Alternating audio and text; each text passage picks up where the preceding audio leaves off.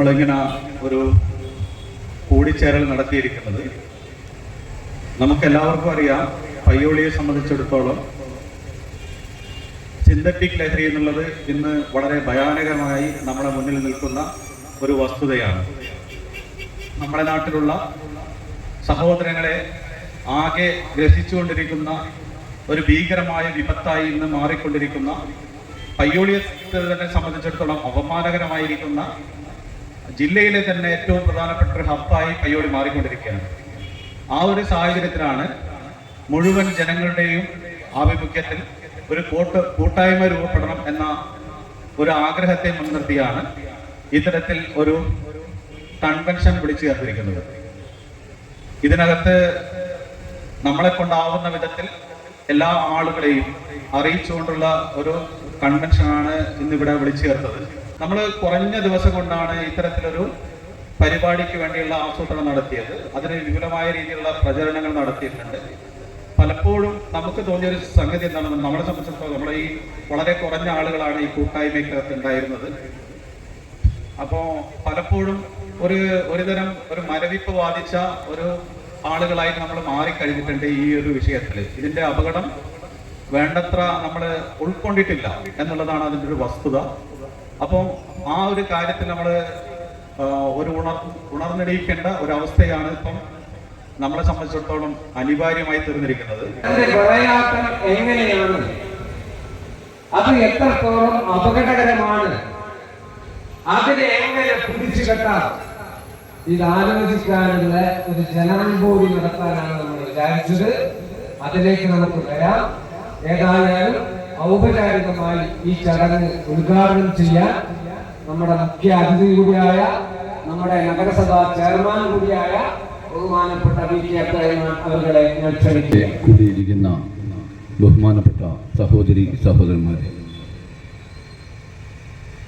ഈ ദൗത്യം ഏറ്റെടുക്കാൻ ഞാൻ നിർബന്ധിതനായതാണ്. മുഖ്യ അതിഥിയായി വന്നവൻ ഉദ്ഘാടകനായി മാറേണ്ടി വന്നു. അതിൻ്റെ വിശദീകരണം നമ്മൾക്ക് ഇവിടെ പറഞ്ഞിരുന്നു. എങ്കിൽ നമുക്കറിയാം, നമ്മുടെ മക്കൾ അവരുടെ ജീവിതം, ആ ജീവിതത്തെ പറ്റിയുള്ള ആശങ്ക വ്യാപകരായിട്ടാണ് നാം ഇവിടെ എത്തിച്ചേർന്നിട്ടുള്ളത്. നമ്മുടെ മക്കളുടെ ഭാവി എങ്ങനെ പോകണം, എന്ത് ചെയ്യണം എന്നൊക്കെയുള്ള ഒരു വിശകലനം നമ്മുടെ മനസ്സിലുണ്ട്. ഈ ലഹരിയെ സംബന്ധിച്ച് നമുക്ക് നന്നായിട്ട് അറിയാം. ഇതിന്ന് നമ്മുടെ നാടൻപുറങ്ങളിൽ പണ്ടൊക്കെ നമ്മൾ കേട്ടത് കഞ്ചാവായിരുന്നു. ആ കഞ്ചാവ് വിൽപ്പനയും വലിക്കുന്നവരും ഉള്ളതായിട്ടാണ് എൻ്റെ അറിവിലൊക്കെ പെട്ടത് അന്നത്തെ കാലഘട്ടത്തിൽ. പക്ഷെ അന്നും പോലീസ് സ്റ്റേഷനിൽ പിടിച്ചു കഴിഞ്ഞാൽ ഉടനെ ഇറങ്ങി വരുന്ന ഒരു കാഴ്ച നാം കാണാറുണ്ട്. അപ്പൊ അത് അന്വേഷിക്കുന്നതാണ് മനസ്സിലായത്, 1 കിലോന്റെ മേലെ കഞ്ചാവ് പിടിക്കപ്പെട്ടാൽ മാത്രമാണ് അവർക്ക് കോടതിയിലേക്ക് പറയാക്കേണ്ടത്. അതില്ലെങ്കിൽ പോലീസ് സ്റ്റേഷനിൽ തന്നെ ജാമ്യം അനുവദിച്ചു കൊടുക്കാം. അത് 999 ഗ്രാം കഞ്ചാവാണ് ഒരു കക്ഷിയുടെ അടുത്ത് നിന്ന് പിടിക്കുന്നതെങ്കിൽ പോലീസ് സ്റ്റേഷൻ തന്നെ ഇവർക്ക് ജാമ്യം കൊടുത്തു വിടാമെന്നാണ് നമുക്കറിയാൻ കഴിയുന്നത്. അതുപോലെ തന്നെയാണ് MDMA.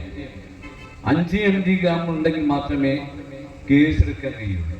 കേസെടുക്കാം, പക്ഷേ പോലീസ് സ്റ്റേഷനിൽ ജാമ്യം കിട്ടും. അപ്പൊ നമ്മുടെ ഈ ടൗണിൽ നിന്നൊക്കെ പല ആൾക്കാരെയും പിടിച്ചപ്പോൾ അവര് പോകുന്ന കാണാം, ഒരു 1/2 മണിക്കൂറിനുള്ളിൽ തിരിച്ചു വരുന്നതാണ്. അപ്പൊ ഈ നിയമവ്യവസ്ഥ നിലനിൽക്കുന്ന കാലത്തോളം പോലീസുകാർക്ക് പരിമിതികളുണ്ട്. ആ പരിമിതികൾക്കുള്ളിൽ നിന്നുകൊണ്ട് മാത്രമേ അവർക്ക് എന്ത് ചെയ്യാൻ കഴിയൂ, ഈ കേസിനെ സംബന്ധിച്ച് മുന്നോട്ട് കൊണ്ടുപോകാൻ കഴിയും. ഇപ്പം ഭരണകർത്താക്കന്മാർ ഇതിന്നൊക്കെ നിയമസഭയിലും രാജ്യസഭയിലും ലോകസഭയിലും ഒക്കെ ഈ ലഹരിയെ പറ്റി പ്രതിപാദിക്കണമെന്നാണ് എൻ്റെ അഭിപ്രായം. അതുപോലെ തന്നെ ക്ഷേത്രങ്ങൾ, പള്ളികളൊക്കെ ഉണ്ട്. ഈ ക്ഷേത്രങ്ങളും പള്ളികളിലൊക്കെ കല്യാണം രജിസ്റ്റർ ചെയ്യാൻ വേണ്ടി പോകുന്നതും കല്യാണ ആവശ്യത്തിനൊക്കെ വരുന്നവരൊക്കെ 6 മാസം വരെയുള്ള സർട്ടിഫിക്കറ്റ് ഹാജരാക്കണമെന്നാണ് എൻ്റെ. മാരേജ് സർട്ടിഫിക്കറ്റ് ഞാൻ ഒരു യോഗത്തിൽ വെച്ച് പറയാൻ ആഗ്രഹിക്കുക.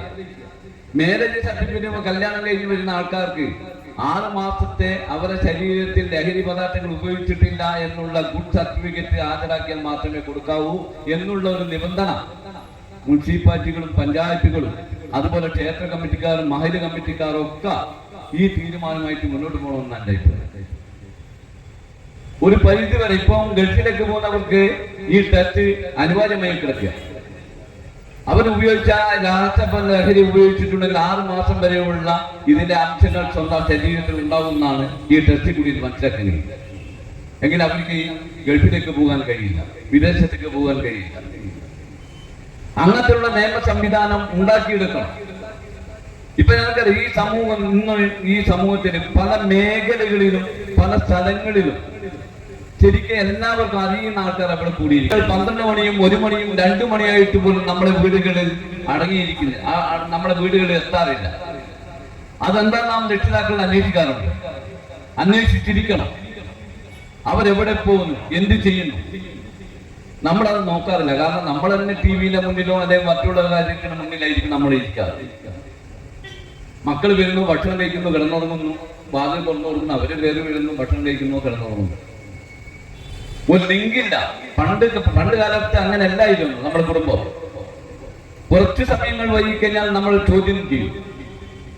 രക്ഷിതാക്കൾ നമ്മൾ കുട്ടികളെ ശകാരിക്കും. ഇപ്പൊ ശകാരിച്ചൂടാ. രക്ഷിതാക്കളുടെ പേരിൽ എന്താക്കും? പോസ്കോ കേസ് കൊടുക്കും. ഇന്ന് നടക്കുന്ന നടപടി അതല്ലേ? ഇപ്പൊ പോലീസുകാർക്ക് തന്നെ ഇന്നിപ്പം പിടിച്ചു കഴിഞ്ഞാൽ ഒരു തെറ്റ് ചെയ്തവനെ ശിക്ഷിക്കാനുള്ള അർഹത പോലീസുകാർക്കില്ല. ആ നിയമങ്ങളൊക്കെ മാറി. പണ്ട് പോലീസിന്റെ ഡ്രസ്സ് കാണുമ്പോൾ കാലിന്റെ തൊടയിൽ നിന്ന് കിടുകിടാന്ന് വെറുക്കുമായിരുന്ന നമ്മൾ, അല്ല നമ്മളെ മക്കൾ ഇന്ന് പോലീസിനെ കാണുമ്പോ പോലീസിനെ ചോദ്യം ചെയ്യുന്ന രീതിയിലേക്കാണ് നമ്മളെ കാര്യങ്ങൾ പോയത്. അപ്പൊ അതൊക്കെ മാറണം. സമൂഹം ഉണരണം. സമൂഹത്തിന് നാനാഭാഗങ്ങളുള്ളവരും ഒത്തുചേർന്നുകൊണ്ട് ഈ വിപത്തിനെതിരെ ശക്തമായ പ്രതിഷേധവുമായി നമ്മൾ മുന്നോട്ട് പോകുമ്പോൾ ഇതിന്റെ വിപണനം നടത്തുന്നവരും ഇത് ഉപയോഗിക്കുന്നവർക്കും ഒരു ആ പേടി എന്തായാലും അവരുടെ മനസ്സിലുണ്ടാവും. അതിനോടനുബന്ധിച്ച് തന്നെ പോലീസ് ഡിപ്പാർട്ട്മെന്റും മറ്റു നാർക്കോട്ടിക് കേസുകളും മറ്റുള്ള ആൾക്കാരൊക്കെ ഒത്തുചേർന്നുകൊണ്ട് ഒന്നിച്ച് മുന്നോട്ട് പോയി കഴിഞ്ഞാൽ ഈ വിപത്തിനെ നമുക്ക് നേരിടാൻ കഴിയും എന്നുള്ള കാര്യത്തിൽ യാതൊരു സംശയവുമില്ല. പക്ഷെ നമ്മൾ ഒറ്റക്കെട്ടായിരിക്കണം, ഒരേ ടീമായിരിക്കണം, ഒന്നിച്ചണിനിരക്കണം. ആ ഒന്നിച്ചണിഞ്ഞുകൊണ്ട് മുന്നോട്ട് പോവുകയാണെങ്കിൽ നമ്മുടെ ഈ പയ്യോളിയെ ലഹരി മുക്തമാക്കാൻ ഈ കൂടിയിരിക്കുന്ന ജനങ്ങളും നമ്മളോടൊപ്പം കൂടുന്ന ജനങ്ങളും ഉണ്ടെങ്കിൽ തീർച്ചയായും ഭാവിയിൽ അത് സംഭവിച്ചിരിക്കും എന്ന് മാത്രം പറഞ്ഞുകൊണ്ട് ഈ സംരംഭം ഉദ്ഘാടനം ചെയ്തതായി അറിയിച്ചുകൊണ്ട് നിർത്തുന്നു. ജയ്. വിഷയത്തിലേക്ക് കടക്കുകയാണ്. പേടിപ്പെടുത്തുന്നൊരു കാര്യം, ഒരു പയ്യോളിക്കാരൻ എന്നുള്ള നിലയ്ക്ക് എനിക്ക് ഈ സദസ്സിനോട് വെട്ടിത്തുറന്ന് പറയാനുള്ളത്, ഇന്നത്തെ പയ്യോളിക്ക് രാസലഹരി എന്ന് പറയുന്ന കൊടും വിപത്തിനെ അതിജീവിക്കാൻ കഴിയില്ല. 100% ആ ബോധ്യവുമായിട്ടാണ് ഞാൻ നിൽക്കുന്നത്. നാളിതുവരെ ഇത്രയും വലിയ രീതിയിലുള്ള ഭീകരത ഈ നാട്ടിൽ നിലനിന്നിട്ടും ഒരു ഭാഗത്തു നിന്നും ഒരു മുൻകൈയും ഉണ്ടായില്ല, ഒരു ജനകീയമായ സ്വരൂപണവും നടന്നില്ല. ചില ക്യാമ്പയിൻ നടന്നില്ല എന്ന് ഞാൻ അവകാശപ്പെടുന്നില്ല. വേർതിരിഞ്ഞുള്ള ക്യാമ്പയിൻ കൊണ്ടൊന്നും ഇതിനെ ഒന്നും ചെയ്യാൻ കഴിയില്ല. പയ്യോളിക്കാർ എന്നുള്ള നിലക്ക് പയ്യോളിക്കാർ ആകെ ഒറ്റ മനസ്സോടെ ഒരുമിച്ച് ഒന്നിച്ചു ചേർന്നാൽ മാത്രമേ ഈ മഹാവിപത്തിനെ തൊടാൻ കഴിയുള്ളൂ എന്നതാണ് സത്യം. ഞാൻ ചോദിക്കട്ടെ, നമ്മുടെ ഭാവി വാഗ്ദാനങ്ങളാകേണ്ടിയിരുന്ന എത്ര ചെറുപ്പക്കാർ പയ്യോളിയുടെ തട്ടും പുറത്തുണ്ട് എന്ന് നിങ്ങൾക്കറിയാമോ? ആ നിലക്കൊരു സർവേ നടന്നിട്ടുണ്ടോ? ആ നിലക്കൊരു പരിശോധന നടന്നിട്ടുണ്ടോ? ആരോടും പറയാനാകാതെ ഉള്ളിലെ കനലുമായി കഴിഞ്ഞുകൂടുന്ന ഇതിന്റെ പിടിയിൽപ്പെട്ടുപോയ മകന്റെയും എന്തിനധികം ഇപ്പം മകളുടെയും പേരിൽ ഉള്ളിൽ കനലുമായി കഴിയുന്ന കുടുംബങ്ങൾ, ഞാൻ ആരുടെയും പേര് പറയുന്നില്ല, എങ്ങോട്ടും വിരൽ ചൂണ്ടുന്നില്ല. കാര്യത്തിന്റെ ഗൗരവം ബോധ്യപ്പെടുത്താൻ പയ്യോളിയിലാണോ എന്ന് പോലും വ്യക്തമാക്കാതെ ഞാനൊരു ഉദാഹരണം പറയാം. ഉയർന്ന വിദ്യാഭ്യാസ യോഗ്യതയുള്ള ഹയർ സെക്കൻഡറി തലത്തിൽ പഠിപ്പിക്കുന്ന ഭാര്യയും ഭർത്താവും ഉള്ള ഒരു കുടുംബം, ഭാര്യയും ഭർത്താവും വളരെ ഉയർന്ന നിലയിലുള്ള വിഷയം എടുത്ത് പഠിച്ച് പാസ്സായി ഉന്നത വിജയം നേടി അധ്യാപകരായി കല്യാണം കഴിച്ച് ഒരുമിച്ച് ജീവിക്കുന്നവരാണ്. അവരുടെ കൂട്ടത്തിലെ അവരുടെ സന്താനങ്ങളിൽ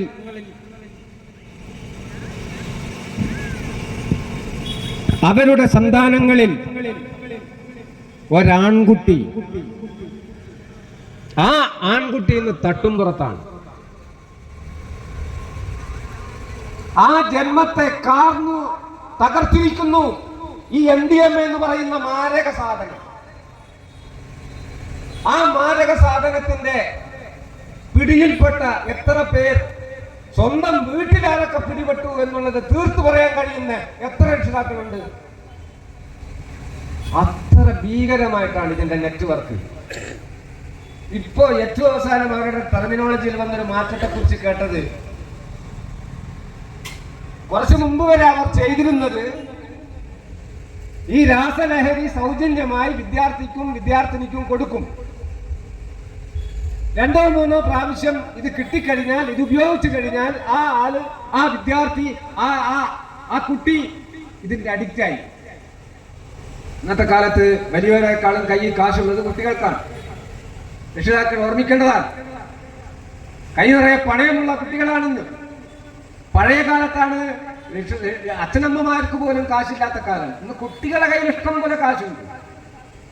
ആ കുട്ടികളെ ചൂണ്ടയെറിഞ്ഞുകൊണ്ട് സൗജന്യമായി രാസലഹരി നൽകിക്കൊണ്ട് അവരെ വശീകരിച്ച് അവരെ ഇതിന്റെ അഡിക്റ്റാക്കി അങ്ങനെ കച്ചവടം ഉണ്ടാക്കുക എന്നുള്ള സ്ഥലത്ത് നിന്ന് ഇപ്പം മാറി ഈ രാസലഹരിക്കാരൻ രാസലഹരി ഉപയോഗിക്കുന്ന കുട്ടികൾക്ക് ഇത് വിൽക്കാൻ വേണ്ടി കൊടുക്കുന്നില്ല. പുതിയ ടെക്നോളജിയാണ്, പുതിയ വഴിയാണ്. കാരണം ഉപയോഗിക്കുന്നവൻ നോട്ട് ചെയ്യപ്പെടും. ഉപയോഗിക്കുന്നവന്റെ മേലെ പല കണ്ണുകളും വന്ന് വീണിട്ടുണ്ടാവും. എന്നാൽ ഒരിക്കലും പ്രതീക്ഷിക്കാത്തവൻ, ഒരിക്കലും ഈ വഴിക്ക് പോയിട്ടില്ല എന്ന് അച്ഛനും അമ്മയും ഉമ്മയും വാപ്പയും ഉറച്ചു വിശ്വസിക്കുന്ന ആ വിദ്യാർത്ഥി ആരും സംശയിക്കില്ല. ആ വിദ്യാർത്ഥിക്ക് ഒന്നാമത്തെ ഡിമാൻഡ്, ഒന്നാമത്തെ നിബന്ധന, ജീവിതത്തിൽ ഒരിക്കൽ പോലും ഇത് ഉപയോഗിക്കാൻ പാടില്ല എന്നുള്ളതാണ്. അങ്ങനെ ജീവിതത്തിൽ ഒരിക്കൽ പോലും ഉപയോഗിക്കാത്തതിനെ വിപണനക്കാരനാക്കി മാറ്റി ഇതിന്റെ കച്ചവടത്തിന്റെ സ്വഭാവം അറിയാലോ, വലിയ ലാഭമാണ്. ഇപ്പൊ ചില വ്യാപാരികൾ പോലും, പത്രങ്ങൾ വായിക്കുന്നവർക്കറിയാം, ചില വ്യാപാരികൾ പോലും ഈ മയക്കുമരുന്ന് വിൽപ്പനക്കാരായി മാറിക്കൊണ്ടിരിക്കുകയാണ്. കാരണം കൊടും ലാഭമാണ്. GST പോലുള്ള ഒരു കുലുമാലുമില്ല, ഒരു പ്രശ്നങ്ങളുമില്ല. അതുകൊണ്ട് തന്നെ ആ രീതിയിൽ ലാഭം എന്നുള്ള നിലക്ക് ആളുകളെ ആകർഷിച്ചുകൊണ്ട് സമൂഹത്തിന്റെ കണ്ണിൽ മറയിടാൻ വേണ്ടി ഉപയോഗിക്കാത്തവനെ കണ്ണികളാക്കി മാറ്റിക്കൊണ്ട് വളരെ വിപുലമായ നെറ്റ്വർക്ക് പ്രവർത്തിക്കുകയാണ്. ഇതിന്റെ പ്രവർത്തനവുമായി ബന്ധപ്പെട്ടുകൊണ്ട് അത്യാവശ്യം ചില രാത്രികളിൽ ഈ ടൗണിലൂടെയൊക്കെ ഒന്ന് പോയപ്പോ എന്താ രാത്രി സംഘങ്ങൾ, 20ഉം 21ഉം വയസ്സുള്ള സംഘങ്ങൾ, ചെറുപ്പക്കാർ, പല സ്ഥലത്തും പൊത്തുകളാണ് ചെറുപ്പക്കാരുടെ. ഇങ്ങനെ പടരുന്ന ഈ സാധനം ഇത് പഴയ കഞ്ചാവല്ല. കഞ്ചാവിന്റെ കാലഘട്ടത്തിലും ജീവിച്ചവരാണ്. നേരത്തെ VK ഒക്കെ പറഞ്ഞ പോലെ ഞാനും VK ഒക്കെ. പയ്യോളി ബീച്ച് റോഡിൽ ഒരു കഞ്ചാവിന്റെ വിപണനക്കാരുണ്ടായിരുന്നു, പേര് ഞാനിപ്പോ പറയുന്നില്ല. ആ കഞ്ചാവ് മരിച്ചു കഴിഞ്ഞാൽ കാലങ്ങളോളം എടുത്തു വേണം അവൻ അതിന്റെ വകയിൽ ഒരാളായി അതിന്റെ ഒരു അഡിക്റ്റായി നശിക്കാൻ. ഈ അപകടകാരി 1 or 2 പ്രാവശ്യം ഉപയോഗിച്ചു കഴിഞ്ഞാൽ അവൻ ആകെ തകർന്നു പോകുന്ന, നഷ്ടപ്പെട്ടു പോകുന്ന ചുറ്റുപാടാണ്. അത് ചുറ്റും പടർന്നുകൊണ്ടിരിക്കുകയാണ്. ഭീകരമായ അതിന്റെ നെറ്റ്വർക്ക് വന്നിരിക്കുകയാണ്. പോലീസ് റിപ്പോർട്ട് പ്രകാരം, സ്പെഷ്യൽ ബ്രാഞ്ച് റിപ്പോർട്ട് പ്രകാരം പയ്യോളി അതിന്റെ ആസ്ഥാനമായിരിക്കുകയാണ്, ഹബ്ബായിരിക്കുകയാണ്. ആ ഹബ്ബിൽ ആദ്യമായി ആ വിഷയമൊന്ന് തുറന്ന് ചർച്ച ചെയ്യാൻ കുറെ ചെറുപ്പക്കാർ, കുറെ രാപ്പകലുകൾ അധ്വാനിച്ച് നാട് നിറച്ച് പോസ്റ്റൊട്ടിച്ച് പരമാവധി നോട്ടീസ് വിതരണം ചെയ്ത് 2 ദിവസം തുടർച്ചയായി മൈക്ക് അനൗൺസ്മെന്റ് നടത്തി. വിദേശത്തുള്ള നമ്മളെ പയ്യോളിക്കാരായ 2 ചെറുപ്പക്കാർ രാപ്പകൽ അധ്വാനിച്ച് 500ഉം 250 രൂപ കളക്ട് ചെയ്ത് അയച്ചു കൊടുത്ത പൈസ കൊണ്ട് ഇത്രയും പ്രവർത്തനങ്ങൾ നടത്തിയിട്ട് പയ്യോളിക്കാരുടെ എത്ര ശതമാനം ഇവിടെ ഒത്തുചേർന്നിട്ടുണ്ട്? ഇന്നലെ ഗ്രൂപ്പുകളിലൊക്കെ അനൗൺസ് ചെയ്തുകൊണ്ട് ഒരു വിളംബര ജാഥ തീരുമാനിച്ചപ്പോൾ ആ വിളംബര ജാഥയിൽ ഇതെന്റെ പ്രശ്നമാണ് എന്നറിഞ്ഞുകൊണ്ട് എത്ര ആളുകൾ ഇടപെട്ടിട്ടുണ്ട്, എത്ര ആൾ വന്നിട്ടുണ്ട്, എത്ര ആൾ അത് കണ്ടിട്ടുണ്ട്? അതാണ് ഞാൻ പറയുന്നത്. പയ്യോളിയെ സംബന്ധിച്ച്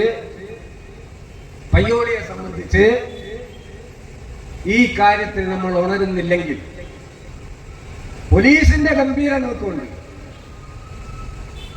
പയ്യോളി പോലീസിന്റെ ഗംഭീര നോക്കമുണ്ടോ എന്ന് ചോദിച്ചാൽ, ജനങ്ങൾ ഉറങ്ങുകയാണെങ്കിൽ പോലീസും വേണ്ടത്ര ഉണരില്ല എന്ന ഗൃഹപാഠം നമ്മളും പഠിക്കണം. പയ്യോളി അടുത്ത് നമ്മുടെ വ്യാപാര മേഖലയിലെ ഒരുപാട് കാലമായി വ്യാപാര രംഗത്ത് ആ മേഖലയിലെ കച്ചവടക്കാർക്ക് വേണ്ടി സംഘടനാ പ്രവർത്തനം നടത്തുന്ന അതിന്റെ നേതൃത്വത്തിലിരിക്കുന്ന ഒരാൾക്ക് നാവിക്കൊരു ചവിട്ട് കൊടുത്തിട്ടുണ്ട്. നിങ്ങൾക്കറിയാം, പയ്യോളിയിലെ ഒരു കടയിൽ വന്നിട്ട് ഈ രാസലഹരിയുടെ അഡിക്റ്റ് ആയിട്ടുള്ള ഒരാൾ പ്രശ്നമുണ്ടാക്കിയപ്പോൾ ആ കടക്കാരൻ വിളിച്ചിട്ടാണ് 2 വ്യാപാര നേതാക്കൾ, ആരെയും പേര് പരാമർശിക്കുന്നത് ശരിയല്ല എന്നുള്ളതുകൊണ്ട് പേര് ഞാൻ പറയുന്നില്ല, ഈ അടുത്ത് 1-2 ആഴ്ച മുമ്പ് നടന്ന സംഭവം പറഞ്ഞു. ഇങ്ങനെ കടയിൽ വന്ന് പ്രശ്നം ഉണ്ടാക്കുന്ന മറ്റു നേതാക്കൾ എന്നുള്ള പേര് പോയതാണ്. ആ ചെറുപ്പക്കാരന്റെ പ്രവർത്തനം ബീഭത്സമായിരുന്നു. വളരെ മാരകമായ അക്രമ സ്വഭാവത്തോടെയാണ് ആ ചെറുപ്പക്കാരൻ പ്രവർത്തിച്ചത്. അവസാനം അവൻ അടക്കാൻ ശ്രമിച്ച ആ കൂട്ടത്തിലുള്ള വ്യാപാര നേതാവിന് അവനോട് തല്ലുകിട്ടിയത് മാത്രമല്ല, ചവിട്ട് കിട്ടി, നാവിക്ക് ചവിട്ട് കിട്ടി. അക്കാര്യത്തിൽ നമ്മുടെ പോലീസ് എടുത്തിരിക്കുന്ന നിലപാട് എത്രത്തോളം എഫക്റ്റീവാണ് എന്നുള്ളത് ആലോചിക്കേണ്ടതാണ്. എന്തുകൊണ്ടാണെന്ന് ചോദിച്ചാൽ, ഈ രാസലഹരിക്കാരെയൊക്കെ കൈകാര്യം ചെയ്യണമെങ്കിൽ അതിനനുസരിച്ച ബാക്കപ്പ്, അതിനനുസരിച്ച ജനങ്ങളുടെ ഉണർവ് അവർക്ക് നൽകേണ്ടതുണ്ട്. ജനങ്ങളുണ്ട് കൂടെ എന്ന ബോധം അവർക്കുണ്ടാകേണ്ടതുണ്ട്. അല്ലെങ്കിൽ റിസ്ക് എടുക്കാൻ വേണ്ടി അവർ തയ്യാറാവില്ല. ഏതായാലും വളരെ വളരെ ഗൗരവം നിറഞ്ഞ, നമ്മുടെയൊക്കെ വാതിലിൽ വന്ന് മുട്ടിക്കൊണ്ടിരിക്കുന്ന, നമ്മുടെയൊക്കെ കുഞ്ഞുങ്ങൾക്ക്, നമ്മുടെയൊക്കെ സഹോദരന്മാർക്ക്, അനിയന്മാർക്ക് ഒക്കെ മഹാഭീഷണിയായ ഈ മഹാവിപത്തിനെ പയ്യോളിയിൽ നേരിടാൻ പയ്യോളിക്കാർ മാത്രമേ ഉള്ളൂ എന്നറിഞ്ഞുകൊണ്ട് ആ രീതിയിലുള്ള എല്ലാം മറന്ന് ഒരുമിക്കലിന് പയ്യോളിക്കാർ നിൽക്കുന്നില്ല എങ്കിൽ ഈ കനലും കെട്ടുപോകും എന്നാണ് എനിക്ക് പറയാനുള്ളത്. ഇപ്പൊ ഇവിടെയുള്ള ഈ കനലിന്, ഇവിടെ ഇപ്പോൾ ഉണ്ടായിത്തീർന്ന ഈ പട എന്ന് പറയുന്ന ഈ കൂട്ടായ്മ, അത് പയ്യോളിയുടെ ഭാവിക്ക് വേണ്ടി ഉണ്ടായിത്തീർന്നൊരു വെളിച്ചം നൽകാൻ വേണ്ട ഒരു കനലാണ്. ആ കനൽ ഊതി വലിയൊരു അഗ്നിയാക്കി മാറ്റാൻ, വലിയൊരു വെളിച്ചമാക്കി മാറ്റാൻ ആവശ്യമായ പിൻബലം നിലവിലുണ്ടായിട്ടില്ല എന്നുള്ളതാണ് സത്യം. അത് ജനകീയമായ ഇടപെടലിലൂടെ ഉണ്ടാകേണ്ടതുണ്ട് എന്നുള്ള നിലയ്ക്കാണ്. ഇതിന് മുന്നിട്ടിറങ്ങിയ ആളുകൾക്ക് ആവേശം പകരേണ്ടതുണ്ട് എന്നുള്ള നിലയ്ക്കാണ്. ഇതിന് മുന്നിട്ടിറങ്ങിയ ആളുകൾ പിന്തിരിയരുത്, നിങ്ങൾ മുന്നോട്ട് തന്നെ പോകണം. ബാക്കി ജനങ്ങളെ ആകെ സംഘടിപ്പിച്ചുകൊണ്ട് നമുക്ക് ഒരുമിച്ച് അവരൊക്കെ നിങ്ങളെ കൂടെ എത്തിക്കാൻ ഞങ്ങളുമുണ്ട് എന്ന് അവരെ ബോധ്യപ്പെടുത്തുന്ന രീതിയിലുള്ള ഒരു ഒരു ഒരു ഒരു ഒരു ഇടപെടൽ ഈ സദസ്സിന്റെ ഭാഗത്തു ഉണ്ടായെങ്കിൽ മാത്രമേ ഇതിന് തുടർച്ചയുണ്ടാവുള്ളൂ. ഇതിന് തുടർച്ചയുണ്ടായെങ്കിൽ മാത്രമേ നമ്മുടെ കുഞ്ഞുങ്ങൾ, നമ്മുടെ മക്കൾ, നമ്മുടെ ഭാവി വാഗ്ദാനങ്ങൾ രക്ഷപ്പെടുന്നു എന്നുള്ള കാര്യം നമ്മൾ ഓരോരുത്തരും മനസ്സിലാക്കണം. ഒരു പോരാട്ടത്തിന്റെ ആവശ്യം, ഇവിടെയുള്ള ആളുകൾ പരസ്പരം വിനിമയം ചെയ്തുകൊണ്ട് ഇതിന് അംഗീകാരം കൊടുക്കുന്നില്ലെങ്കിൽ, അതിനാവശ്യമായ ചൂടും ശൂരുമുള്ള ഒരു കമ്മിറ്റി ഇവിടെ വെച്ച് നിങ്ങൾ തെരഞ്ഞെടുക്കുന്നില്ല എങ്കിൽ അവൻ ഇതൊക്കെ നോക്കി നിൽക്കുന്നുണ്ട്. അവൻ വല്ലാതെ ഭീകരത സൃഷ്ടിച്ചിട്ടുണ്ട്. അവനെ പേടിയാണ് പലർക്കും. ഇതിന്റെ ഓർഗനൈസിംഗ് കമ്മിറ്റി ഇപ്പൊ ചർച്ച ചെയ്തത്, ഇപ്പൊ പോലീസൊക്കെ ഒരുപാട് ഫോൺ നമ്പറും കാര്യങ്ങളും, ആരെയും പേര് പുറത്തു വിടില്ല എന്ന് പറഞ്ഞ് ഫോൺ നമ്പറും കാര്യമൊക്കെ കൊടുത്തിട്ടും രഹസ്യമായി പോലും അവന്റെ പേര് പറയാൻ പേടിക്കുന്നവരാണ്. ആ രീതിയിലുള്ള അഴിഞ്ഞാട്ടക്കാരാണ്, ആ രീതിയിലുള്ള തെമ്മാടികളാണ്, ആ രീതിയിലുള്ള ക്രിമിനലുകളാണ് ഈ രാസലഹരിയുടെ മേഖലയിൽ ഉള്ളത് എന്നുള്ളത് കൊണ്ട് ജനങ്ങൾ ഭയപ്പാടിലാണ്. ആ ഭയപ്പാട് അവൻ ഉപയോഗിക്കുന്നുണ്ട്. ആ ഭയപ്പാട് ഉപയോഗിച്ച് അവൻ ടെറർ സൃഷ്ടിക്കാൻ ശ്രമിക്കുന്നുണ്ട്. തന്നെയുമല്ല, കുറച്ചു കാലം ഇത് ഉപയോഗിച്ചവൻ തീർച്ചയായും ഓൻ നോർമൽ മൈൻഡുള്ള ആളായിരിക്കില്ല. അവൻ അബ്നോർമൽ ആയിരിക്കും, അവൻ ഡിപ്രസ്ഡ് ആയിരിക്കും. ആ ഡിപ്രഷനാണ് കഴിഞ്ഞ ദിവസം വ്യാപാര നേതാവിന്റെ നാവിക്ക് ചവിട്ട് കൊള്ളിച്ചത്. അവൻ ഉപയോഗിച്ചതിലും അവന് സ്വബോധമില്ല. അപ്പൊ എന്തിനും പോകുന്ന കമ്മിറ്റി ആയിരിക്കണം ഉണ്ടാക്കേണ്ടത്. ജനങ്ങൾക്ക് വേണ്ടി ഏത് വെല്ലുവിളിയും നേരിടാൻ കരുത്തുള്ള കമ്മിറ്റി ആയിരിക്കണം ഉണ്ടാക്കേണ്ടത്. ആ കമ്മിറ്റി ഏറ്റവും ജനകീയമായ ഒന്നായിരിക്കണം. അങ്ങനെ ഏറ്റവും ജനകീയമായ ഒന്നായാലേ നമ്മുടെ പോലീസ് അധികാരികൾ, നമ്മുടെ പോലീസുകാർ അതിനെ മുഖവിലക്കെടുക്കുള്ളൂ, പോലീസുകാർ പിൻബലമായി അതിനെടുക്കുള്ളൂ, പോലീസുകാർക്ക് അതൊരു കരുത്തു പകരുള്ളൂ. പയ്യോളി പോലീസിന്റെ ഭാഗത്തുനിന്ന് വേണ്ടത്ര ഇടപെടൽ ഈ നമ്മുടെ പയ്യോളി ഇതിന്റെ ഒരു ഹബ്ബായിട്ട് പോലും വേണ്ടത്ര പോലീസ് അധികാരികളുടെ ഭാഗത്തു നിന്ന് നീക്കങ്ങൾ ഉണ്ടാകുന്നില്ല എന്നുള്ള പരാതി ഞാൻ വ്യക്തിപരമായ ഒരു പരാതിയായി സൂക്ഷിക്കുന്നില്ല.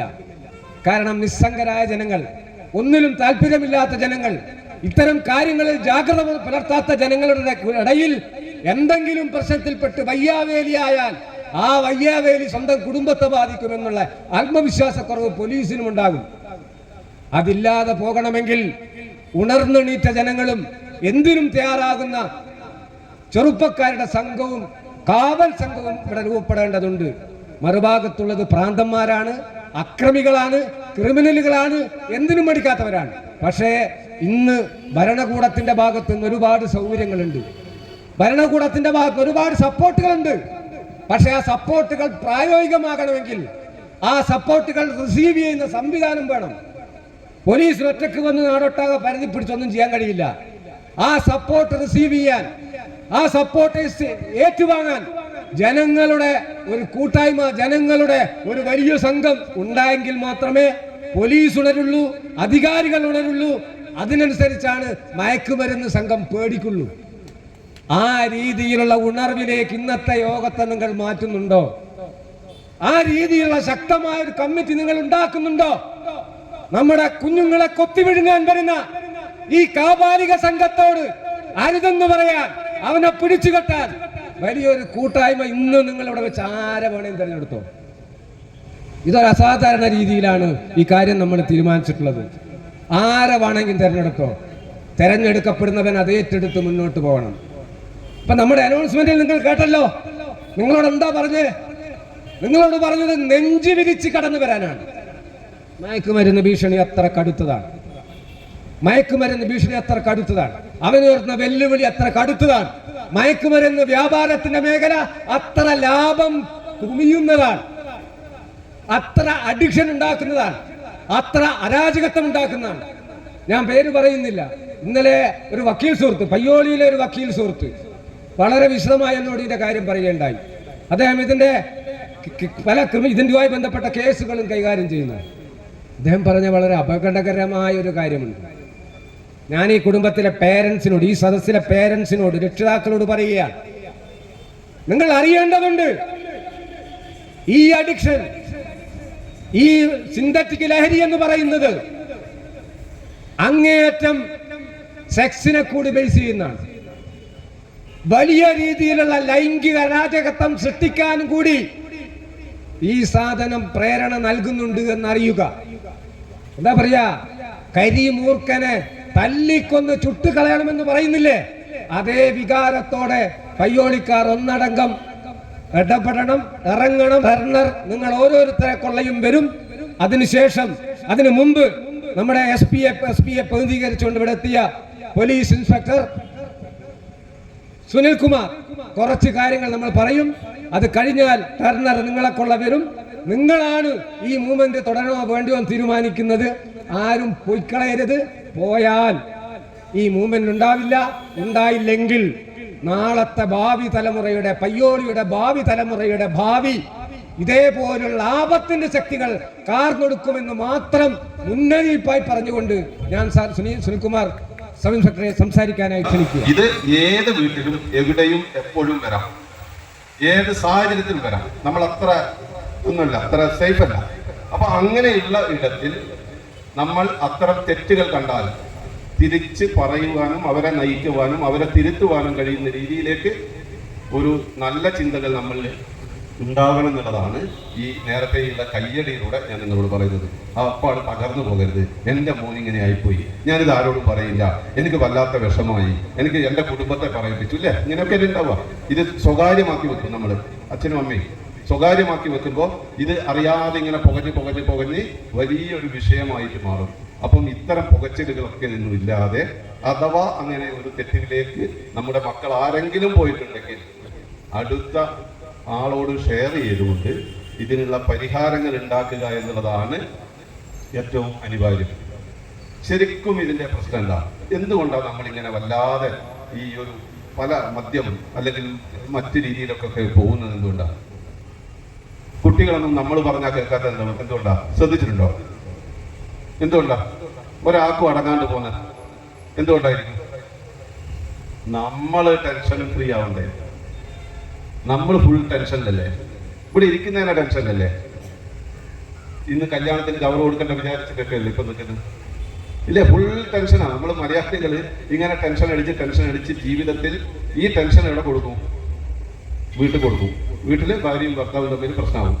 ഇത് കണ്ടു വളരുന്ന കുട്ടി വല്ലാതെ അസ്വസ്ഥനാവും. കഴിഞ്ഞ ദിവസം ഞാൻ വടകര സ്റ്റേഷനിലേക്ക് ഒരു പെൺകുട്ടി, 18 വയസ്സുള്ള ഒരു പെൺകുട്ടി നേരെ സ്റ്റേഷനിലേക്ക് വന്നു.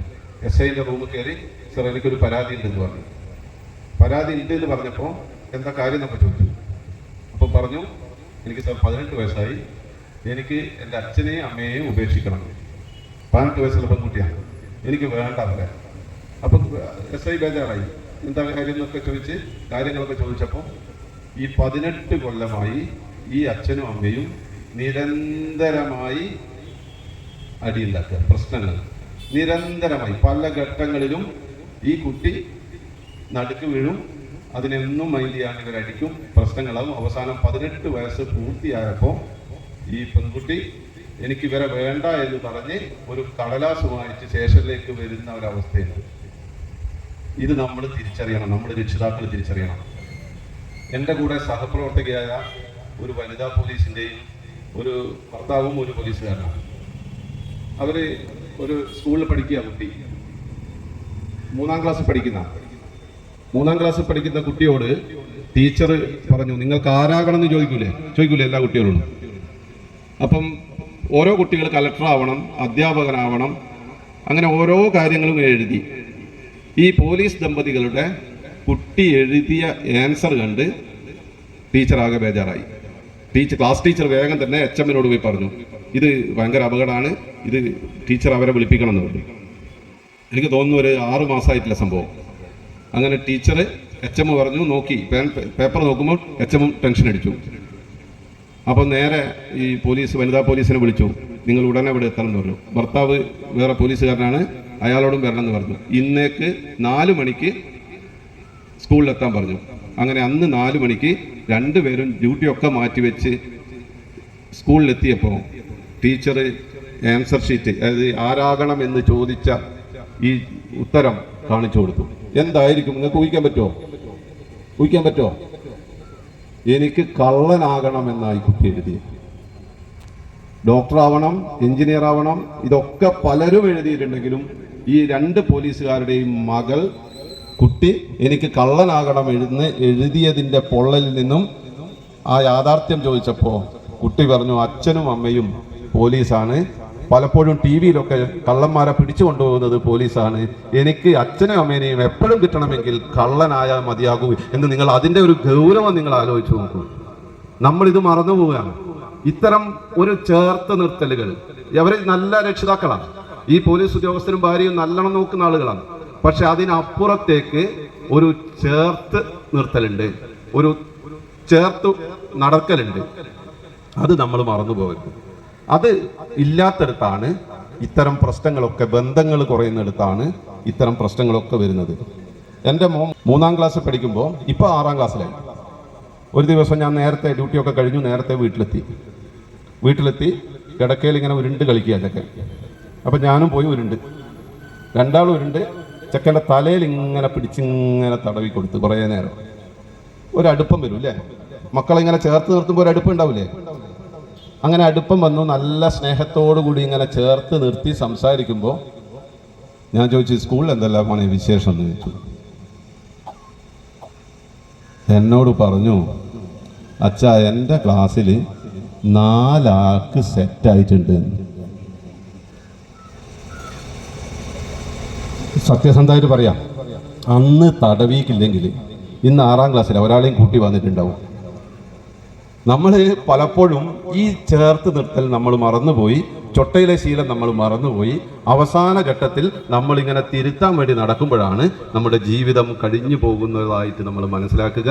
അപ്പം സ്നേഹത്തിൻ്റെ ഒരു ചരടുണ്ടാവണം, ബന്ധങ്ങൾ ഊഷ്മളമാവണം. നമ്മളിങ്ങനെ ഫുൾ ടെൻഷൻ അടിച്ച് നടക്കുന്ന ഒരാളുകളായി മാറുന്നു എന്നുള്ളതാണ് അടിസ്ഥാന പ്രശ്നം. എന്തായാലും ഇതിന് ഇരയായ ആളുകളെ കുറിച്ച് ഞാൻ സംസാരിക്കുന്നില്ല, കാരണം അതിന് ചികിത്സകളുണ്ട്, പോലീസുണ്ട്, സംവിധാനങ്ങളുണ്ട്, അതിനൊക്കെ ഉണ്ട്. പക്ഷെ നമ്മളിങ്ങനെ ഫുൾ ടെൻഷൻ അടിച്ച് നിൽക്കുന്ന ഒരു ജനതയ്ക്ക് ഇതിനെ പ്രതിരോധിക്കാനാവില്ല എന്നുള്ളത് യാഥാർത്ഥ്യമാണ്. ചെറിയ വാക്കുകളിൽ നമ്മൾ തോറ്റുപോകുന്ന ആളുകളാണ്. ചെറിയ വാക്കുകൾ, നമ്മൾ കൂട്ടത്തിൽ എല്ലാവരും അടികൂടല്ലേ? വീട്ടിൽ മക്കളും ഭാര്യയും ഭർത്താവും അങ്ങോട്ടെല്ലാം നാരായണനോടും എല്ലാം അടികൂടല്ലേ? വിട്ടുകൊടുക്കും നമ്മള്? എന്തിനൊക്കെ വിട്ടുകൊടുക്കലുണ്ടോ? ചായന്റെ കുരിപ്പിനെ കല്യാണം കഴിച്ചിട്ടാന്നൊക്കെ പറഞ്ഞിട്ട് അങ്ങോട്ടും ഇങ്ങോട്ടും അടി ഉണ്ടാവില്ലേ? ഇതൊക്കെ പ്രശ്നങ്ങളാണ്, വീട്ടിലുണ്ടാകുന്ന ചെറിയ തർക്കങ്ങളാണ്. ഇങ്ങനെയുള്ള തർക്കങ്ങൾ നമ്മൾ എന്ന് മാറ്റിവെക്കുന്നോ നമ്മുടെ ബന്ധം ഊഷ്മളമാകും, നമ്മുടെ ഹൃദയബന്ധങ്ങൾ കൂടും, അടുപ്പം കൂടും, സ്നേഹമുണ്ടാകും. നിങ്ങൾക്കങ്ങ് ജർമ്മനിയിൽ പോയി മക്കളെ പഠിപ്പിക്കണം. ഇപ്പം സ്വപ്നങ്ങളാണ് അവർക്ക്. പുറത്തു പോണ്ടേ, ഇറ്റലി പറഞ്ഞേക്കണ്ടേ, പിന്നെ ഈ ചെന്നൈയിൽ പോണ്ടേ, എല്ലാ സ്ഥലത്തും പോണ്ടേ. നമുക്ക് പിടിച്ചു വെക്കാനാവോ? അവിടെ എന്താണ് അച്ഛനെ കുറിച്ചിട്ടുള്ള ഓർമ്മകൾ, അച്ഛൻ ഉണ്ടാക്കി വെച്ച ഒരു ഓറ, ഉപ്പ ഉണ്ടാക്കി വെച്ച ഒരു സന്തോഷം. ഇതുണ്ടാവണമെങ്കിൽ നമ്മൾ തുറന്ന് സംസാരിക്കണം, നമ്മൾ തുറന്ന് സംസാരിക്കുന്നവരായി മാറണം. എനിക്ക് വല്ലാത്തൊരു പ്രശ്നമുണ്ട്, എൻ്റെ വല്ലാണ്ട് ഇങ്ങനെ അലട്ടിക്കൊണ്ടിരിക്കുന്ന ഒരു പ്രശ്നം. ഇവിടെ പറയാൻ തോന്നില്ല, എൻ്റെ ഓളൊന്നും ഇങ്ങോട്ട് വരില്ല, അതുകൊണ്ട് പറയാം. എല്ലാം വൈകുന്നേരം വീട്ടിലെത്തും, ഇങ്ങനെ ഡ്യൂട്ടി എല്ലാം കഴിഞ്ഞ് പ്രസംഗം എല്ലാം കഴിഞ്ഞ് വീട്ടിലെത്തിയാൽ ഓള് ചായ തരും, പുഴുക്കും തരും, ഉച്ചക്കത്തെ മീൻകറീൻ്റെ അതും തരും, എല്ലാം നല്ല. ഇതെല്ലാം കഴിഞ്ഞിട്ട് നടുപ്പുറത്തൊരു കുത്തും തരും. ഭയങ്കര പ്രശ്നമല്ലേ? SIൻ്റെ നടുപ്പുറത്ത് കുത്തുന്ന ഭാര്യ എന്ന് പറഞ്ഞാൽ നിലവിളിക്കാൻ പറ്റും. നിങ്ങൾക്കെല്ലാം നിലവിളിക്കാൻ വേണമെങ്കിൽ SIക്ക് അതിൻ്റെതായ ഒരു ആക. അപ്പം ഇതൊരു വല്ലാത്ത ടെൻഷനായി. എനിക്ക് പിടിച്ചു നിൽക്കാനാകുന്നില്ല, ആരോടും പറയാനാവുന്നില്ല. ഇങ്ങനെ വിങ്ങി നിൽക്കുകയാണ്, എല്ലാ സ്ഥലത്തും ഇങ്ങനെ പൊട്ടിത്തെറി. നമ്മളെ മനസ്സിലുള്ള ടെൻഷൻ ഒഴിവാക്കേണ്ട കാര്യമാണ് ഞാൻ പറയുന്നത്. നിങ്ങൾ നോക്കിയാൽ മതി. നമ്മളിങ്ങനെ എൻ്റെ പ്രശ്നം എനിക്ക് ചിന്തിക്കാനാവുന്നില്ല, ആളുകളോട് ഫയൽ എഴുതാനാകുന്നില്ല, ഒരാളോട് ചിന്തിക്കാൻ നടുപ്പുറത്ത് ഇങ്ങനെ ആലോചിച്ചിട്ട് അല്ലേ ഇങ്ങനെ ടെൻഷൻ അടിച്ച്. അങ്ങനെ ഇതെല്ലാം കഴിഞ്ഞ് പോകുമ്പോൾ ഞാൻ എൻ്റെ വീട്ടിൻ്റെ അടുത്തുള്ള നാരായണ മാഷെ കണ്ട്, മാഷെ ഒരു സ്വകാര്യം പറയാനുണ്ട്, എനിക്ക് വേറെ ആരോടും പറയാനാകുന്നില്ല, പറഞ്ഞുകൂടാ, ഓളെല്ലാം എൻ്റെ നടുപ്പുറത്തൊരു കുത്തു തരുന്നുണ്ട്. മാഷ് വേഗം തന്നെ എൻ്റെ ഷർട്ടൊക്കെ നോക്കി, ഇവിടെ വല്ലാണ്ട് മോച്ചിട്ടുണ്ടല്ലോ എന്നെല്ലാം പറഞ്ഞു. എനിക്ക് സമാധാനമായി, ഒരു പകുതി സമാധാനമായി. അപ്പം മാഷ ഭാര്യ പുറത്തേക്ക് എവിടെയോ പോവാൻ നോക്കുക. അപ്പം അയാൾ പറഞ്ഞു, ഓളങ്ങ് പോയിക്കോട്ടെ, എന്നിട്ട് ഞാൻ എന്നോട് പറഞ്ഞു തരാമെന്ന് പറഞ്ഞു. അങ്ങനെ പെണ്ണുങ്ങൾ എവിടെയോ മരിച്ച വീട്ടിലാറ്റം പോയടുത്ത് മാഷ് നേരെ എന്നെ വിളിച്ച് അകത്ത് കൊണ്ടുപോയി. ആരും കാണണ്ടെന്ന് പറഞ്ഞു. മൂപ്പറ പുറയും കാണിച്ചതാണ്. എൻ്റെ നടുപ്പുറത്ത് കയറി തുള്ളലാവുള്ളൂ എന്ന് പറഞ്ഞു. ഇപ്പോ എൻ്റെ മനസ്സിനുണ്ട ഒരു സംഘർഷം കുറഞ്ഞോ? അതുകൊണ്ട് തന്നെ മക്കളെ, എൻ്റെ പ്രിയപ്പെട്ട നാട്ടുകാരെ, നമ്മളിങ്ങനെ പുകയുന്ന അഗ്നിപർവ്വതങ്ങളായി മാറരുത്. എന്തുണ്ടെങ്കിലും തൊട്ടടുത്ത് ഇറക്കി വെക്കാനാവുന്ന സൗഹൃദങ്ങൾ ഉണ്ടാവണം. എൻ്റെ മകൾ ഒരു പ്രണയത്തിൽപ്പെട്ടു, ഞാൻ ആരോടും പറയുന്നില്ല, അത് വലിയ പ്രശ്നമാണ്. ഈ പ്രണയിക്കുന്ന ഇഷ്ടം പോലെ മക്കളുണ്ടാവും അപ്പുറം. അപ്പൊ ഇതൊക്കെയാണ് നമ്മുടെ ലഹരിക്കെതിരെയൊക്കെ ഞാൻ പറയുമ്പോൾ നിങ്ങൾ വ്യക്തിബന്ധങ്ങൾ സൂക്ഷ്മമായി മനസ്സിലാക്കുക, അടിപൊളിയായി ജീവിക്കുക, മനോഹരമായി ജീവിക്കുക. ഈ എല്ലാ പ്രശ്നങ്ങളും ഇങ്ങനെ തലയിലെടുത്ത് നിൽക്കല്, കുടുംബ ബന്ധങ്ങളുടെ ആഴം മനസ്സിലാക്കുക എന്നുള്ളതാണ്. അതിലപ്പുറത്തേക്ക് സമിതിക്കൊക്കെ പറഞ്ഞതുപോലെയുള്ള ഒരു വിഭാഗത്തെ നമുക്ക് ഒതുക്കി നിർത്താൻ ഞാൻ ഈ പറയുന്നത് പോലെ നിങ്ങളുടെ കമ്മിറ്റികൾക്കാവും പ്രശ്നങ്ങൾക്കാവും പോലീസ് ഉണ്ടാവും, എക്സൈസ് ഉണ്ടാവും, എല്ലാവരും കൂടി ചേർന്ന്. പക്ഷേ നമ്മുടെ കുഞ്ഞു മക്കൾ, വളർന്നു വരുന്ന മക്കൾക്ക് തമ്മിലുള്ള ഒരു ബോണ്ടിങ് ഉണ്ടാവണമെങ്കിൽ നമ്മൾ ഇങ്ങനെ പരസ്പരം ഇഷ്ടപ്പെട്ട് ഷെയർ ചെയ്ത് ജീവിക്കണം. എൻ്റെ ടെൻഷൻ പോയില്ലേ അല്ലേ? നാരായണ മാഷ്കല്ലേ ടെൻഷൻ? ഈ രീതിയിലേക്ക് നമ്മൾ എടുത്തു മാറ്റി വെക്കുന്ന ടെൻഷനുകളെ ഇല്ലാതാക്കുക എന്നുള്ളതാണ്. അനാവശ്യമായി ഇങ്ങനെ ടെൻഷൻ അടിക്കുന്ന ഒരു ജനതയായി നമ്മൾ മലയാളികൾ മാറുന്നു എന്നുള്ളതാണ്. വടകര സ്റ്റേഷനിലൊക്കെ 8-9 കൊല്ലം പബ്ലിക് റിലേഷൻ ഓഫീസറായി നിന്ന പാരമ്പര്യവും ഈ പരിചയ സമ്പത്തും കൊണ്ടാണ് ഞാൻ ഈ പറയുന്നത്. അത്രമേൽ പരാതികൾ ഉണ്ടാകുന്നുണ്ട്. ഓരോ വിഷയവും നമ്മൾ ആദ്യം കേൾക്കുന്ന, അല്ലെങ്കിൽ നമ്മളിങ്ങനെ വല്ലാതെ ഇങ്ങനെ കുടുങ്ങി നിൽക്കുന്നതിൻ്റെ ഒരവസ്ഥ നമ്മൾ കാണാറുണ്ട്. അത് പൊതുപ്രവർത്തകരായവർക്കൊക്കെ അറിയാൻ പറ്റും. ആളുകൾക്കൊക്കെ പ്രശ്നങ്ങളാണ്. പ്രശ്നങ്ങളില്ലാത്ത ഒരു സ്ഥലവുമില്ല, ഒറ്റ സ്ഥലമേ ഉള്ളൂ. പ്രശ്നമൊന്നുമില്ലാത്ത അത് കബറുകളാണ്. ആ കബറിൽ നമ്മൾ ജീവിക്കുന്നുണ്ട് അല്ലേ? നമ്മൾ ജീവിക്കുന്നതുകൊണ്ടാണ് പ്രശ്നങ്ങൾ. ആ പ്രശ്നങ്ങൾ ഉണ്ടാകും. അപ്പം ഏറ്റവും സുന്ദരമായ ഒരു കുടുംബാന്തരീക്ഷം ഉണ്ടാക്കുക എന്നുള്ളത് തന്നെയാണ് നല്ല സന്തുഷ്ടരായി നിൽക്കുക. സന്തോഷം എവിടുന്ന് വാങ്ങാൻ കിട്ടുമോ? എവിടുന്ന് കിട്ടുമോ? എവിടുന്ന് കിട്ടുമോ? ഏതെങ്കിലും നഗരത്തിൽ കിട്ടുമോ സന്തോഷം വാങ്ങാൻ? തൊട്ടടുത്തുള്ള ആരും തരേണ്ടതാണോ? ഏറ്റവും ഇഷ്ടം നമുക്ക് നമ്മളോട് ഉണ്ടാവുക എന്നുള്ളതാണ്, സന്തോഷമൊക്കെ ക്രിയേറ്റ് ചെയ്യാനുള്ളത്. അങ്ങനെ ഒരു സന്തുഷ്ടമായ ഒരു കുടുംബ ജീവിതം, ഒരു സാമൂഹിക ജീവിതം ഒക്കെ ഉണ്ടാവണം.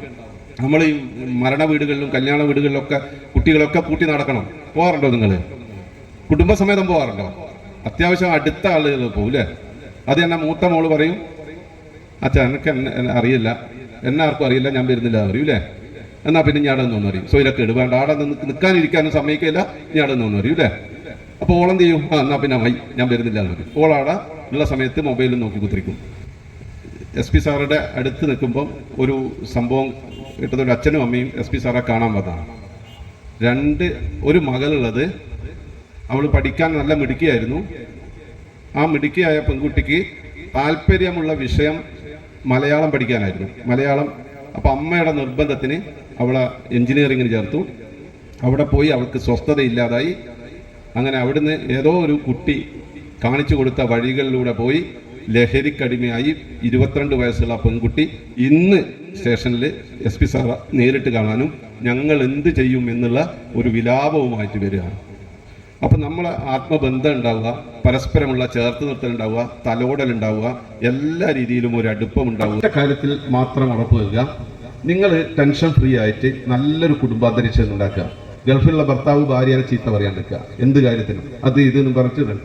ഭാര്യ ഭർത്താവിൻ്റെ തൊഴിലിന് അങ്ങോട്ടും ഇങ്ങോട്ടുമുള്ള ഒരു നല്ലൊരു അന്തരീക്ഷം ഉണ്ടാക്കുക. വീട്ടിലുള്ള ഒരു നല്ല അന്തരീക്ഷമാണ്. ഏത് കുറ്റവാളികളെയും ഞങ്ങൾ തേടി ചെല്ലുമ്പം അവൻ്റെ വീട്ടിലുണ്ടാകുന്ന പ്രശ്നങ്ങൾ ഒരു വലിയ ഘടകമാണ്. അതുകൊണ്ട് ഒരു നല്ല കുടുംബാന്തരീക്ഷത്തിന് ഇതിനെ പ്രതിരോധിക്കാനാവും. കുടുംബത്തിലുള്ള ഏറ്റവും സുന്ദരമായ ചിരികൾ ഉണ്ടാകട്ടെ, ഏറ്റവും സുന്ദരമായി ചിരിക്കുന്ന അന്തരീക്ഷത്തിൽ ഉണ്ടാകട്ടെ, ഏറ്റവും നല്ല കുടുംബാന്തരീക്ഷത്തിൽ നല്ല നല്ല മക്കൾ വിടർന്നു വരട്ടെ എന്ന് മാത്രം പറഞ്ഞുകൊണ്ട്, നിങ്ങൾക്കെല്ലാവർക്കും ഏറ്റവും ശുഭകരമായ ചിന്തകൾ ഉണ്ടാകട്ടെ എന്ന് മാത്രം പറഞ്ഞുകൊണ്ട്, ഈ ഒരു പ്രതിരോധം ഒട്ടും അകലെയല്ലാതെ നമ്മൾ വിജയിക്കുമെന്ന് മാത്രം പ്രഖ്യാപിച്ചുകൊണ്ട് എല്ലാവിധ ഭാവങ്ങളും നേരുന്നു. നന്ദി. ജയ് ഹിന്ദ്. നമ്മുടെ ഈ ദീപിക കൊളുത്തുന്നത് സിന്ധു ആണ്, മുൻ മുനിസിപ്പൽ ചെയർപേഴ്സൺ. അതുപോലെ തന്നെ നമ്മുടെ വളണ്ടിയർ ക്യാപ്റ്റൻ അർജുനാണ് അത് കയ്യിൽ ഏന്തുന്നത്. അപ്പൊ എല്ലാവരും ചേർന്ന് വിളിക്കുക.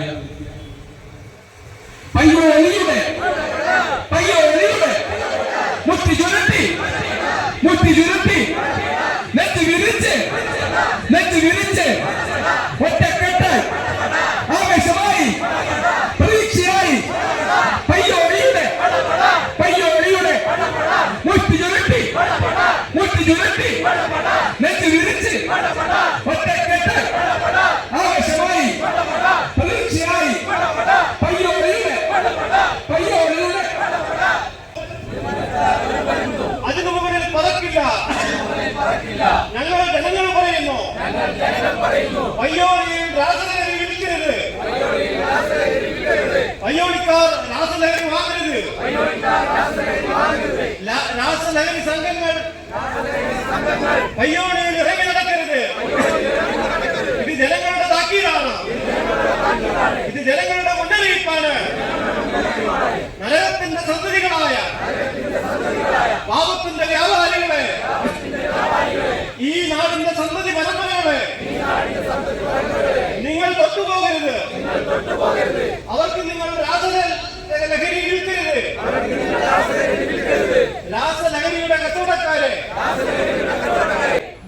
നിങ്ങളുടെ നാട്ടിലെ വാർത്തകളും വിശേഷങ്ങളും നൽകാൻ വിളിക്കുക 9349010616. ചിരിക ഓൺലൈൻ മീഡിയ. പോലീസുമായി കൈകോർത്ത് എക്സൈസുമായി കൈകോർത്ത് നിയമത്തിന്റെ കൈകൊണ്ട് പിടിച്ചുകെട്ടി നാട് നടത്തും നിങ്ങളെ. നിയമത്തിന് ശക്തമായ വകുപ്പ് പിടിച്ചെടുക്കുന്ന സ്വത്തുക്കൾ സാക്ഷി പറയാൻ ജനങ്ങളുണ്ട്. ജനങ്ങൾ ഞങ്ങൾ ഒറ്റക്കെട്ടായുണ്ട്. ജനകീയ ഐക്യം സിന്ദാബാദ്. ജനങ്ങളാണ് യജമാനന്മാർ. ജനകീയ ഐക്യം സിന്ദാബാദ്.